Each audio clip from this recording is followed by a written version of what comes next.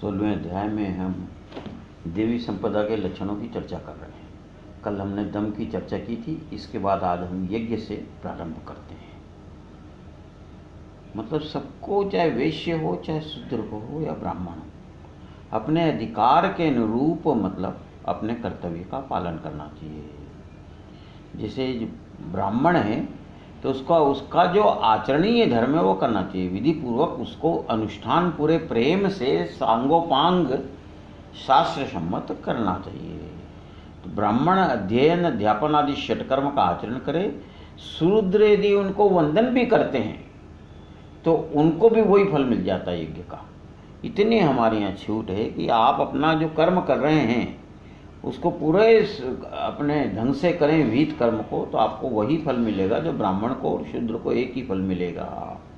लेकिन यज्ञ यानी निष्काम कर्म, ये गीता की अपनी एक बड़ी मौलिक देन है।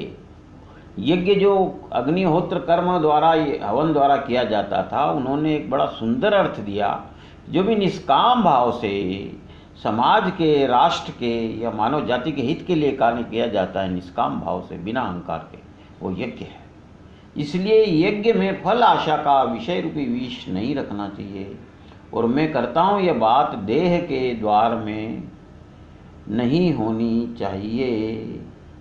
और वेदों की जो आज्ञा है उसका स्वयं स्थान बने, मतलब जो वेदों के आज्ञा के सम्मति पूर्वक ही अपना कार्य करे, ये मतलब उसका फल होता है। अब हम स्वाध्याय की चर्चा करते हैं। तो जैसे कोई भी चीज है, देखने के लिए प्रकाश की आवश्यकता होती है। शाखा और फल प्राप्ति के लिए वृक्ष के जड़ में पानी सींचना चाहिए।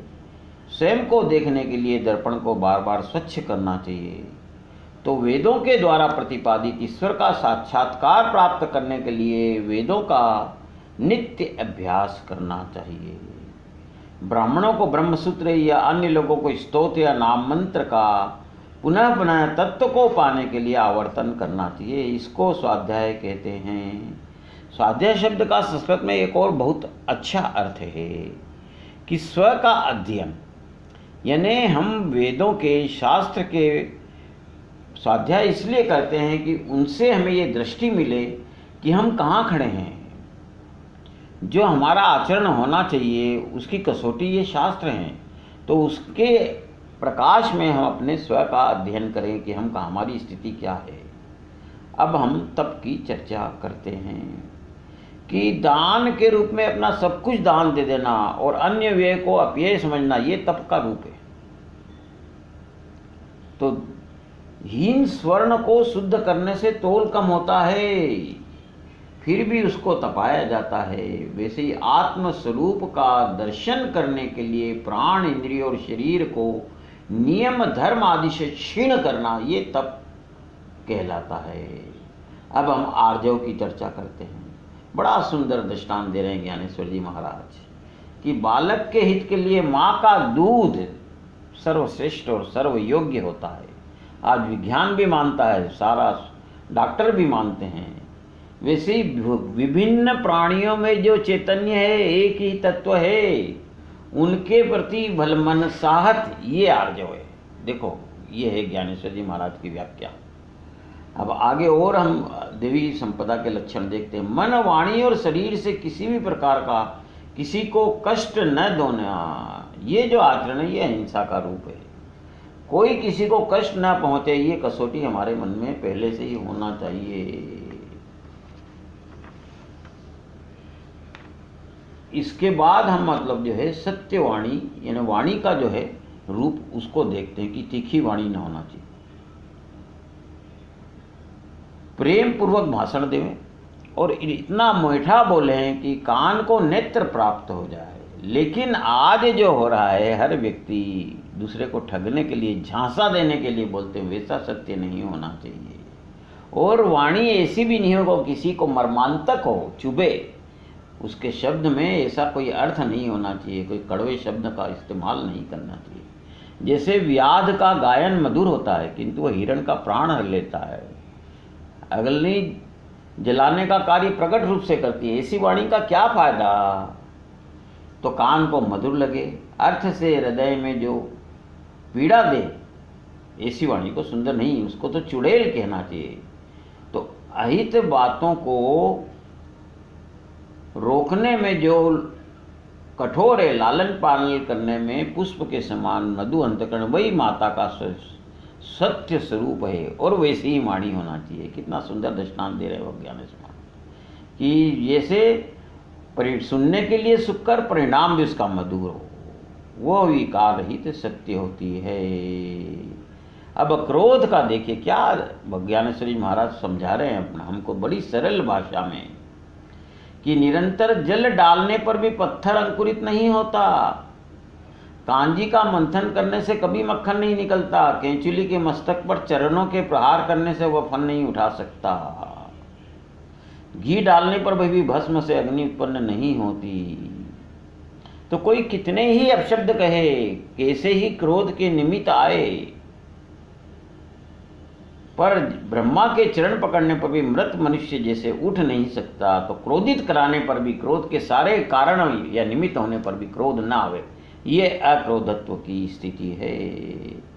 यही योग्य दशा है।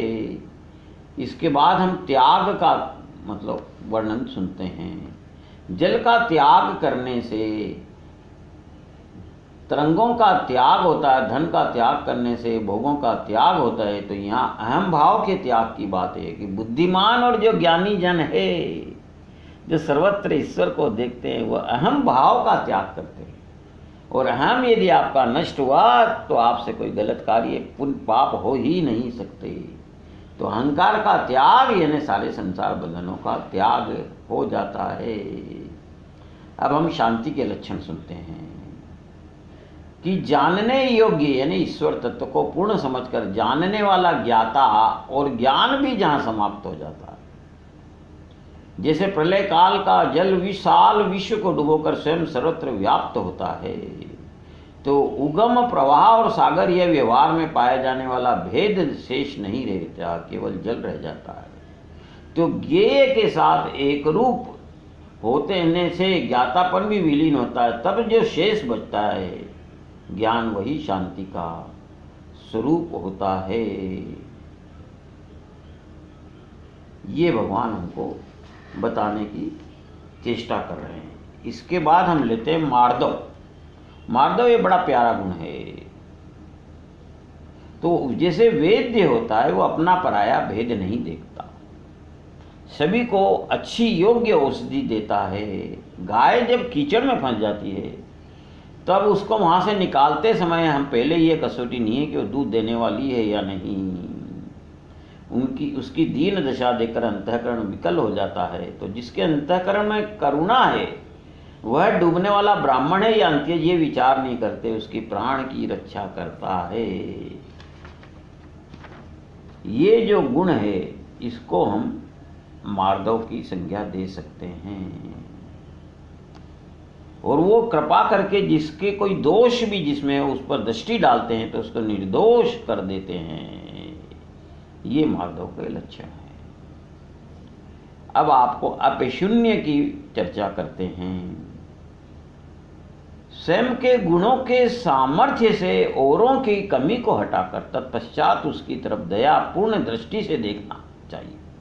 किसी के मर्म पर आघात नहीं करना चाहिए, बुरे कर्म का उच्चारण नहीं करना चाहिए, किसी में कुछ दोष है उसका उच्चारण करके उसको नहीं बुलाना चाहिए। कोई गिर रहा है, उसको विविध प्रकार से उसके पैरों पर खड़ा करना चाहिए। आज सबसे बड़ी चीज़ है किसी का आत्मबल बढ़ाना, कदापि उसके अंतःकरण को चोट नहीं पहुंचना चाहिए। एक को उत्तम दूसरे को अधम नहीं समझना चाहिए। निर्दोष भाव से सबको समान समझना चाहिए। अपशून्य का लक्षण है। अब दया, जैसे चंद्रमा का प्रकाश ऊंच नीच का भेद न करते हुए सबको शीतलता, एक शरीर की शीतलता प्रदान करता है। तो दुखी जनों का दुख दयापूर्ण अंतःकरण से जो हरण करते हैं, जैसे विश्व में पानी जो जल है वो प्राण देकर भी घास के जीवन की रक्षण करता है। कोई दुखी जीव सामने देखकर कृपावंत उसके दुष्ट को नष्ट करके अपना सर्वस्व देने पर भी उसको कम समझते हैं। बड़ा सुंदर दृष्टांत दे रहे हैं ज्ञानेश्वर जी महाराज दया के लिए कि मार्ग में आने वाले को यदि कोई गड्ढा है तो पानी आगे न बढ़कर पहले उस गड्ढे को पूरा भरता है, फिर जल आगे बढ़ता है। तो दयावंत दयावान पुरुष कोई दुखी जीव को देखकर उसको संतुष्ट करके, यानी उसका दुख हर करके आगे बढ़ता है। पैर में कांटा चुभने पर जो अपने मन में दुख होता है, वह दूसरों का दुख देखकर अपने मन को होना चाहिए। ये मतलब दया का लक्षण है। सबकी प्यास मिटाने के लिए जग में जल का निर्माण हो, वैसे ही दुखी लोगों की हित रक्षा के लिए जो अपना समस्त जीवन देता है, ऐसे गुणों से जो परिपूर्ण है, वही मूर्तिमंत दया है। अलोलुप्त इसकी बात हम करते हैं। ऐहिक भोग या स्वर्ग के भोग उसकी इच्छा का सेवक होने पर भी उसका उपभोग करना उसके मन को पसंद नहीं आता है। अष्ट महासिद्धियों के सहित महालक्ष्मी नित्य पास रहती है, किंतु महाविष्णु उसको अपनी नहीं मानता। तो मतलब देखने के लालच से भी जिसका मन विषयासक्त नहीं होता, वही अलोलुप्त दशा है। ये भगवान बता रहे हैं। अब हम अचापल्य गुण का वर्णन करते हैं। मनुष्य को यह होना बहुत आवश्यक है जिससे कि वो मन चंचल न रहे, विषयों में फंसे नहीं और भगवान की ओर अग्रसर होता है। तो पराभूत होने पर राजा जैसे अत्यंत लज्जित होता है, विद्वान पुरुष जैसे हीन दशा आने पर निस्तेज होता है, रणांगन से छत्री को भागना लज्जास्पद प्रतीत होता है। तो जिसके मन में ये होता है कि बार बार हमको ये शरीर धारण न करना पड़े, गर्भ में न जाना पड़े, ऐसी दुर्गति से साधु लोगों को लज्जा होती है और निर्लज्ज पुरुष को शरीर की आसक्ति प्रिय होती है। तो मन और प्राण वायु से नियंत्रित करके दसों इंद्रियां एकदम जिसके अपने नियंत्रण में होती है, उसी को अचापल्य कहते हैं। अब तेज, क्षमा, धैर्य आदि और कुछ गुणों की बातें हम करते हैं। भगवान की प्राप्ति के लिए धैर्य से ज्ञान मार्ग से उपासना करना होता है, उसमें धैर्य की कमी नहीं होना चाहिए। उसके लिए मृत्यु से भयंकर अग्नि में भी प्रवेश करना पड़ता है। आत्मनाथ की चिंता से विषय रूपी विष को जलाकर शून्य के कांटे मार्ग पर दौड़ना प्रिय लगता है। निषेध उसके मार्ग पे बाधा उत्पन्न नहीं करता। लौकिक विधि की भीड़ नहीं लगती, महासिद्धियां प्राप्त हुए ऐसी उसकी इच्छा नहीं होता। ऐसा अपना अंतःकरण ईश्वर की ओर स्वाभाविक रीति से जो खींचा जाता है, उसको आध्यात्मिक तेज ये कहा जाता है। अब क्षमा के लक्षण देखिए। सब प्रकार की श्रेष्ठता है पर अहंकार नहीं है, ये क्षमा का गुण है। कितनी सुंदर परिभाषा। सारे आप में गुण है फिर भी अहंकार नहीं, ये क्षमा है। जैसे देह पर शरीर पर रोम होते हैं किंतु उसका गर्व नहीं होता, ऐसे ही किसी भी गुण का वो नहीं होता। तो सारे दुर्देव आ जाए आपके, मतलब यानी आपके भाग्य एकदम खराब हो जैसे, उसके बाद भी आदि देव, भौतिक आदि देविक आध्यात्मिक सारे उपद्रव होने पर, अंतःकरण क्षोभित होने से के कारण होने पर भी अंतःकरण धैर्य से व्यवहार करता, उसको धृति गुण कहते हैं। ये भगवान अपने श्रीमुख से बता रहे हैं। अब शौच यानी शुद्धता। जैसे सोने का कलश हो और उसमें अमृतमय गंगा जल भर दिया हो तो बाहर और भीतर दोनों शुद्ध हो। तो बाह्य आचरण निष्काम होना चाहिए। सुंदरता का बहुत सुंदर मतलब कसौटी है कि आपके सब काम निष्काम हो, सात्विक भाव से हो और अंतःकरण विवेक से परिपूर्ण। ये पुरुष सत्य में शुचित्व की मूर्ति है। ऐसा हमारे को भगवान बताते हैं। अब अद्रोह की स्थिति हम जानते हैं। मार्ग में जैसे गंगा की नदी बहती है तो जो वृक्ष भी सामने आते हैं उनका पोषण करती चली जाती है। तो जो संसार में लिप्त है उनको बाहर निकालते हुए, अज्ञानियों को मुक्त करते हुए, दुख से पीड़ित लोगों के संकट का निवारण करते हुए, रात दिन दूसरों का सुख बढ़ाते हुए जो आत्महित करता है, ये जो है सही चीज है। तो अपना स्वार्थ साधन करते हुए दूसरे का अहित करना, निंद्य कार्य करना, ये द्रोह है। तो वही अद्रोह का गुण है कि हम किसी का बुरा न चाहें, बुरा करें, ये हमारे अद्रोहत्व की स्थिति। तो इस तरह से ये जो 26 गुण हैं, ये गीता माता ने जो हमारे को बताए हैं, ये ऐसा मान लीजिए कि मुक्ति रूपी कन्या 26 गुण रूपी माला लेकर वैराग्य से जिसका मन निरपेक्ष निरासक्ता हुआ, ऐसे पुरुष के कंठ में पहनाने के लिए उसको खोज रही है। इन 26 गुणों की रूपी दीपक की आरती सजाकर श्री गीता आत्मा राम रूपी अपने पति की आरती उतारने आई है। ये 26 गुण रूपी निर्मल मोती प्रकट हुए हैं गीता माता के निमित्त। अब आसुरी संपत्ति का वर्णन। आसुरी संपत्ति का वर्णन भी इसलिए किया जाता है कि हमें वे यदि दोष रंच मात्र भी हो तो उनको हम सहन न करें, उनसे का निराकरण करें। पाखंड, घमंड, अहंकार, क्रोध, कठोर वाणी और अज्ञान, ये सब आसुरी संपदा को प्राप्त पुरुष के लक्षण हैं।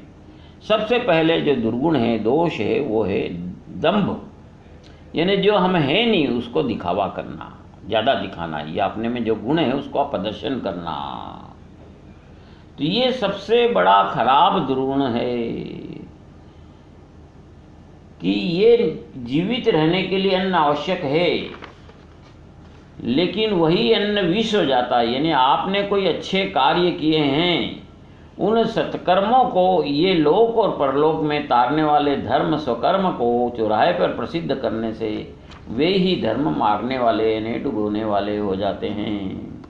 किए हुए धर्म की बड़ाई वाणी अपने मुंह से करने से वह धर्म ही अधर्म कर होता है, उसी को दंभ कहते हैं।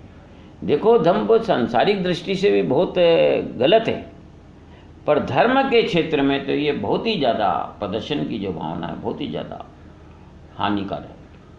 आज भागवत की जो कथाएं होती है उनमें अपने वैभव का इतना अधिक प्रदर्शन किया जाता है कि जहाँ जाकर, मतलब जब परीक्षित को वैराग्य हुआ तब सुखदेव ने पहली कथा सुनाई थी। वैराग्य के मूर्तिमंत अवतार थे, आज वहाँ प्रदर्शन और दंभ हो गया। तो धर्म के क्षेत्र में जो दंभ है, दिखावा है, यदि आप करते हैं तो भगवान अंतर्यामी वो सब जानते हैं, उसका फल आपको अच्छा नहीं होगा, हो सकता है वो आपका सब किया कराया बेकार हो जाता है। घमंड देखिए आप, कोई दो बात भी कोई किसी की मूर्ख की ऊपर मन से निकल जाए तो अपने को ब्रह्मा की सभा में बैठने लायक समझने लग जाता है।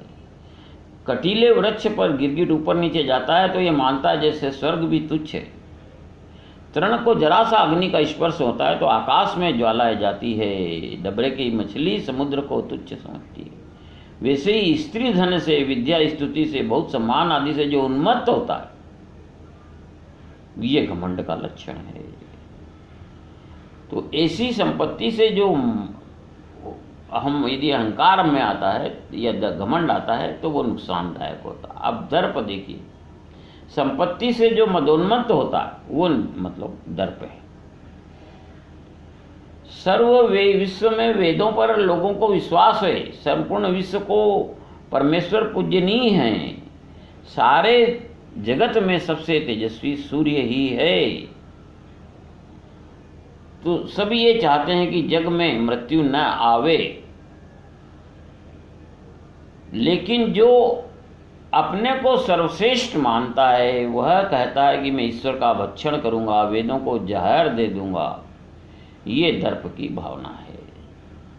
और अहंकार जो आदमी होता है उसको तो ईश्वर सुहाता ही नहीं है। वो ये समझता है कि यदि ईश्वर होंगे तो मेरा मान कौन करेगा। तो अहंकार जो है वो ईश्वर का विरोधी है और ये देह के कारण होता है।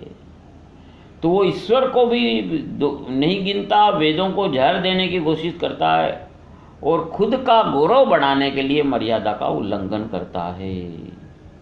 जैसे जुगनू को सूर्य से कष्ट होता है, अहंकार के आवेश में ईश्वर का नाम भी नहीं सहन करता, वेदों को अपनी सौतन समझता है, मान्यता का बड़ा अहंकार रहता है।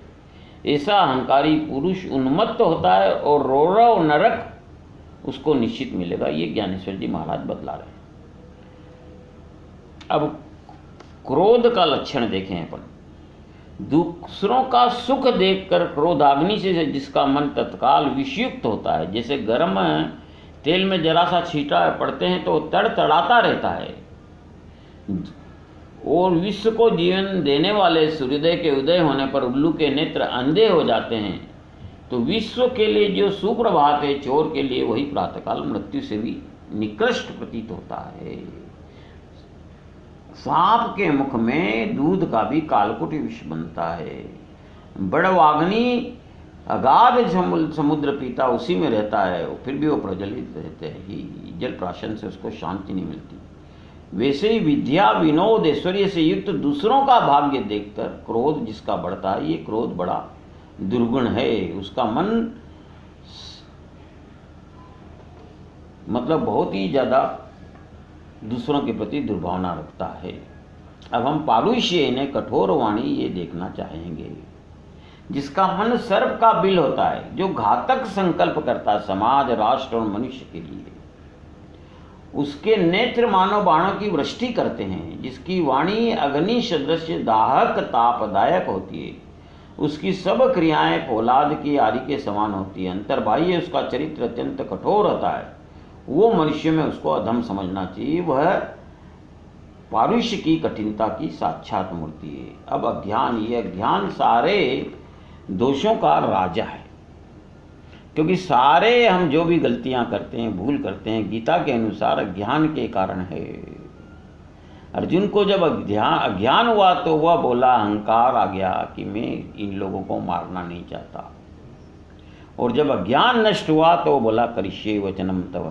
आपकी तो अज्ञान की हमारी बुद्धि को ढक लेता है, हमारी विवेक बुद्धि को नष्ट कर देता है। तो जैसे अग्नि खाते समय योग्य अयोग्य का विचार नहीं करती है, कोई धार्मिक ग्रंथ भी अग्नि में डाल दिया जाएगा तो जला देती है। पारस लोहे और सोने में भेद नहीं करता। पाषाण शीत और उष्णता का भेद नहीं जाता। जो जन्म से अंधा है वह रात और दिन में भेद नहीं चलता।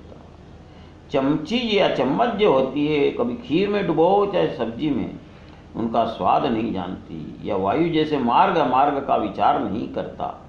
तद्वत कृत्य अकृत्य, सत्कर्म दुष्कर्म में जिसका विवेक काम नहीं करता। आपने छोटे बालक को देखा होगा कि शुद्ध अशुद्ध में भेद न करते, जो भी वस्तु उसके हाथ में आती है मुंह में डाल लेता है। तो अज्ञान के कारण हम पाप और पुण्य की खिचड़ी बनाकर खाते हैं। उस समय बुद्धि में विवेक नहीं होता, कटुर और मधुरता का भेद वो नहीं समझता, ये अज्ञान है। तो ये जो आसुरी संपत्ति के ये 6 लक्षण बताए हैं, ये 6 ही 26 देवी संपत्ति के गुणों पर भारी हैं। इनमें से एक एक मनुष्य को डुबोने के लिए, यानी पुनर्जन्म और कीट मकोड़े तामसिक योनि दिलाने के लिए पर्याप्त है। यदि 6 आपको मिल जाए, तो जैसे क्रूर ग्रहों का समूह एक राशि में आ जाए, या जैसे कोई निंदा करता है तो उसको सारे पाप उस पर लागू हो जाते हैं, या वृद्धावस्था या मृत्यु के पहले शरीर में सारे रोग उत्पन्न हो जाते हैं, कुयोग में सब दुर्योग उत्पन्न हो जाते हैं। ऐसे ये 6 जो दोष हैं आसुरी संपत्ति के लक्षण हैं। तो मोक्ष मार्ग पर चलने वालों के यदि इनका संपर्क हुआ तो वह पुनः संसार में लिप्त हो जाता है, बाहर नहीं निकल सकता। अधम योनियों को क्रम से नीचे उतरने के लिए सीढ़ियां हैं, जड़ योनि तक वो आदमी पहुंच जाता है।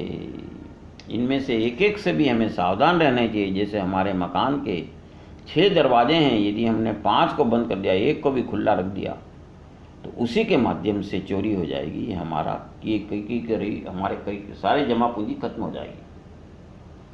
तो भगवान बता रहे हैं कि देवी संपत्ति मुक्ति के लिए, आसुरी संपत्ति बंधन के लिए है, क्योंकि अहंकार वगैरह बढ़ता है तो हम बंधन में आते हैं। देवी संपत्ति ईश्वर की ओर ले जाती, मुक्त करती है। यहाँ भगवान कृपा करके अर्जुन को आश्वासन दे रहे हैं कि तुम शोक मत करना, क्योंकि तुम देवी संपत्ति को प्राप्त हो। ये कहने की आवश्यकता ही नहीं है। भगवान जहाँ होते हैं वहीं होते हैं जहाँ देवी संपत्ति होती है। भगवान धर्म का ही साथ देते हैं। फिर भी अर्जुन के मन में कोई भ्रम हो तो कृपा निधान उसको दूर कर देते हैं। ये भगवान की अत्यंत कृपा है। तो इस लोक में भूतों के दो प्रकार के स्वभाव मोटे मोटे 16वें अध्याय में बताए, एक देवों के जैसा और दूसरा आसुरों जैसा।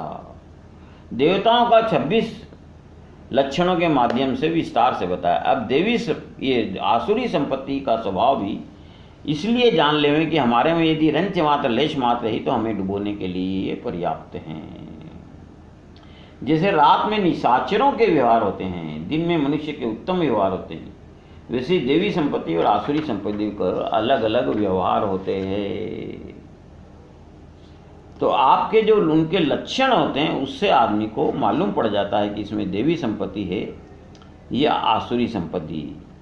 आसुरी जो स्वभाव वाला मनुष्य कर्तव्य कार्य में प्रवृत्त नहीं होता, अकर्तव्य कार्य से निवृत्त नहीं होता और कर्तव्य अकर्तव्य जानता ही नहीं है। उसमें न तो बाहर भीतर की शुद्धि है, न श्रेष्ठ आचरण है, न सत्य है। शुचित्व का वो सपने में भी विचार नहीं करता। क्या कोयला कोई अपना काला रंग छोड़ सकता है? कौवा कभी सफ़ेद होगा क्या? राक्षस को क्या मांस से घृणा हो सकती है? इसी तरह से जो राक्षसी वृत्ति के लोग हैं वो अपना स्वभाव नहीं छोड़ते, उत्तम आचरण की भाषा वे जानते ही नहीं। बकरी को भगवान ने बनाया है, वो जैसे जब भी कोई चारा डालते हैं चरने लग जाती है, वायु नित्य दौड़ती रहती है, अग्नि बिना सोचे जलाने लगती है, वैसे जो मन माना स्वेर आचरण करता है वह आसुरी वृत्ति का होता है और सत्य से उसका नित्य बैर होता है।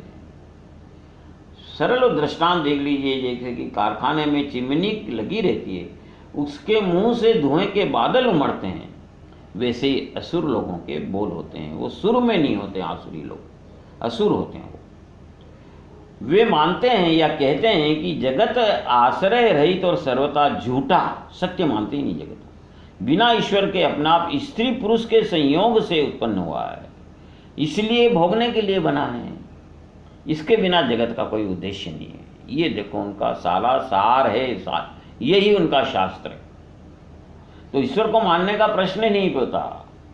वो जानते हैं कि यदि हमारे पास सामर्थ्य है, बुद्धि की है, बल की है, तो हमने पुण्य किए हैं और फिर हमको विभिन्न भोग क्यों नहीं भोगना चाहिए। मछली जैसे बड़ी मछली छोटी को खा जाती है, तो कोई निषिद्ध कर्म को वो मानते ही नहीं है। उनकी सारी जो चिंतन होता है वो इसी दिशा में होता है कि ईश्वर को असिद्ध कर दें। वे मानते हैं कि परलोक और सब व्यर्थ हैं, करने वाला है जो है वे मरी जाएंगे तो भोगेगा कौन? भोगना ही उनकी सब कुछ है, भोगना ही सर्वस्व है उनके लिए। तो यदि हमारे पास सामर्थ्य हैं, तो हमारे पर मतलब कृपा है, हमारी योग्यता है, तो हम इच्छाएं हमारी बढ़नी चाहिए, हम उनकी पूर्ति हर हालत में करना चाहिए। तो बोले ये वासना के बिना इस जग की कोई जड़ नहीं है, ऐसा आसुरी वृत्ति वाले मानते हैं।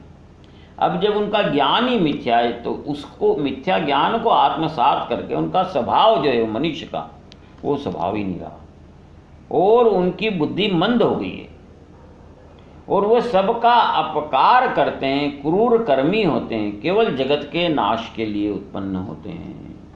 ईश्वर का अत्यंत द्वेष करते हैं, उनका उच्चारण भी नहीं करते हैं, शरीर में पाखंड भरे रहते हैं और स्वर्ग का आदर करना या नरक का भय रखना, उन सब में केवल दंभ रहता, दिखावा रहता है।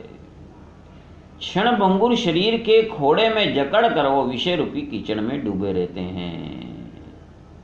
मृत्यु के समय उनको विविध रोग उत्पन्न हो जाते हैं, जैसे धूमकेतु का उदय विश्व का अनिष्ट करने के लिए होता है, तत्वत लोगों का नाश करने के लिए असुर लोग जन्म लेते हैं।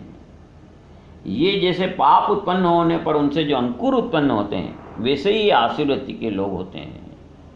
आसुरवृत्ति के लोग पाप के चलते फिरते कीर्ति स्तंभ है, आगे पीछे जैसे अग्नि सबको जलाती है, वैसे सभी के विरुद्ध, सृष्टि के विरुद्ध, समाज के विरुद्ध, राष्ट्र के विरुद्ध आचरण करना, ये उनका मुख्य स्वभाव होता है। तीन उनमें दुर्गुण बड़े प्रधान हैं, दंभ, मान और मद। इनका आश्रय लेकर न पूर्ण, कभी पूर्ण नहीं हो सकती ऐसी कामनाओं का आश्रय लेकर अज्ञान से, मिथ्या सिद्धांत को ग्रहण करके भ्रष्ट आचरण से युक्त हुए आसुरी वृत्ति के लोग व्यवहार करते हैं। जाल में कभी पानी नहीं भर सकता, अंगनी ईंधन से कभी तृप्त नहीं हो सकती। तो जीव भाव का आश्रय करके अपने को देह मान के और दंभ और मान का समूह वो एकत्रित करते हैं। पहले ही हाथी मदोन्मत्त और उसको मदिरा पिला दें तो वैसे ही थोड़ा सा भी उनका जगत के हिसाब से बढ़ती होती है, धन मिलता है, मान मिलता है, तो मदोन्मत्त होते हैं। हठ और दुराग्रह का वे स्थान होते हैं। जो वो मानते हैं वही वो सब मानना चाहिए, ऐसा उनका आग्रह होता है। मूर्खता उनकी सहायता करती है और स्वयं के कर्मों का वे स्वयं डंका बजाते हैं। सारे जगत को तुच्छ समझते हैं। अपनी आसक्ति की ज्वाला सारी दिशाओं में, दशों दिशाओं में छोड़ते हैं, फैलाते हैं। वो विकारों के अधीन होकर घोर पापाचरण करते हैं। उनका एक लक्षण है कि मृत्यु पर्यंत वे अनेक चिंताओं में डूबे रहते हैं, हमेशा दुखी रहते हैं और विषय भोगने में तत्पर रहते हैं। उसी को आनंद मानते हैं, वो उन्हीं को लक्ष्य, जीवन का चरम लक्ष्य, परम लक्ष्य मानते हैं। मृत्यु के बाद की भी चिंता करते हैं वो कि स्वर्ग मिल जाए। तो जैसे नई दीक्षा ली उस सन्यासी को योग नियम की ज़्यादा चिंता रहती है, तो विषयों को विविध प्रकार से नए नए विषय पैदा करने के लिए वो असीम चिंताएं बढ़ाते रहता है। स्त्रियों का गायन सुनना और उन्हीं में अपने आप को वो सारा डुबो के रखता है। स्त्री भोग के बिना वह अमृत को भी तुच्छ समझता है। स्त्री भोग के लिए पाताल स्वर्ग दसों दिशाओं के पार दौड़ने के लिए उसकी तैयारी रहती है। और विडंबना देखिए, आशा रूपी सैकड़ों जाल में बंधे हुए, पाश में बंधे हुए, काम क्रोध परायण हुए, विषयोपभोग की पूर्ति के लिए न्यायपूर्वक धन आदि बहुत से पदार्थ संग्रहित करने की चेष्टा करते हैं। बंधन का नियम है, यदि आपके पैर में बंधन है तो आप चल नहीं सकते, भागना तो दूर की बात है। पर ये आशा भगवान ने एक बड़ी विचित्र बंधन बनाया। इसमें बंधा हुआ आदमी बहुत गति से दौड़ता है। शंकराचार्य जी ने कहा है कि आशा ही परमम दुखम और निराशा ही परमम सुखम, लेकिन वो इस बात को नहीं मानते हैं। मछली जैसे है, आशा से आमिष निकलती है और गले में कांटा फंसने से मर जाती है। तो आसक्ति रखने से उनकी वही स्थिति होती है। उनकी वासना की कभी तृप्ति नहीं होती। शुष्क आशा रूपी संपत्ति नित्य बढ़ती रहती है। बढ़ते बढ़ते कोश के कीटक जैसी उनकी स्थिति हो जाती है। अभिलाषा बढ़ती रहती है, इच्छा पूरी नहीं होती, द्वेष उत्पन्न होता, काम और क्रोध से अधिक उनका कोई योग्य पुरुषार्थ नहीं है। ऊंचे पर्वत से वासना ने गिरा दिया, क्रोध ने गिरा दिया, पर विषय वासना पर जो प्रेम है उससे मन में मतलब उनका राग जो है वो बढ़ता रहता है। और इसके लिए धन चाहिए भोग के लिए। तो कामनाओं का भोग करने के लिए, धन संग्रहित करने के लिए जो संभव वो सारा लूट लेते हैं दूसरे का। जैसे शिकारी अपना पेट पालन के लिए जाल है, बोरा है, कुत्ते हैं, खरगोश, शिकारी वगैरह लेकर पर्वत के जाता, केवल पेट भरने के लिए कितने प्राणियों को मारता है। ऐसे नीच कर्म वे करते हैं। दूसरों को प्राणों का घात करके असीम धन संचय करते हैं। जो मिला है उससे कभी उनका चित्त संतुष्ट नहीं होता। और उनकी गणना बड़ी अजीब होती है कि मैंने आज जो पाया है इस मनोरथ को प्राप्त, आगे मतलब भविष्य का प्लान है कि कल ये पालूंगा, मेरे पास इतना धन है और भी प्राप्त करूंगा, क्योंकि धन के बिना भोग संभव नहीं है।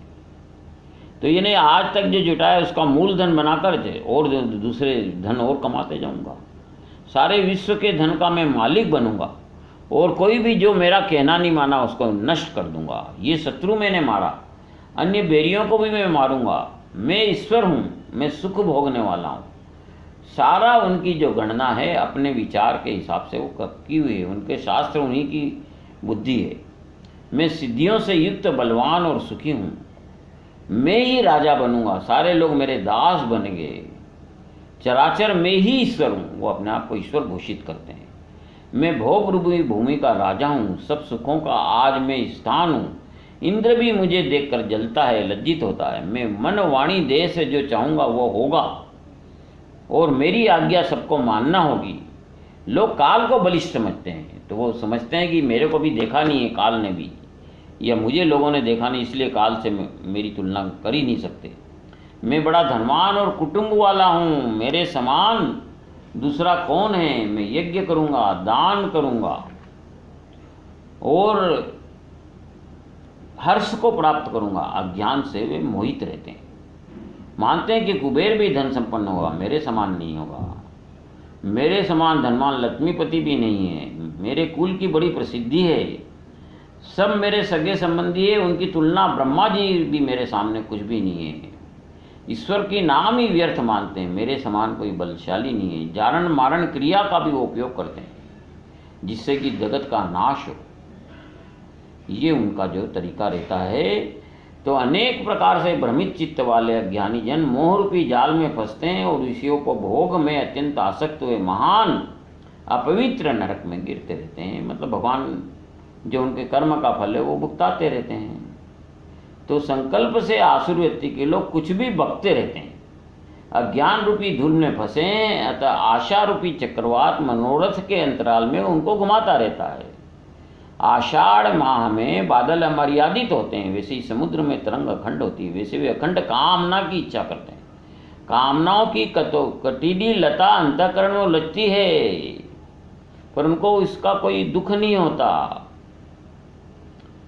और तमोगुण उनका बढ़ता रहता है। मोह में, अंतःकरण में तमोगुण दिन ब दिन बढ़ता रहता है, विषयों में आसक्ति बढ़ती है, विषय की पातक का स्थान है, पाप अपने बल से उनके अंदर बढ़ता रहता है। जीते जी वो नरक अवस्था को भोगते हैं, यम यातनाओं को रोज अपने स्वयं जीवन की अवस्था में भोगते रहे हैं। तो जैसे कोई ड्रामा या नाटक या फिल्म में अभिनय है, उनका सदस्य उनकी सारी क्रियाएं निष्फल होती है, बेकार होती है, दिखावे की होती है, अभिनय होती है।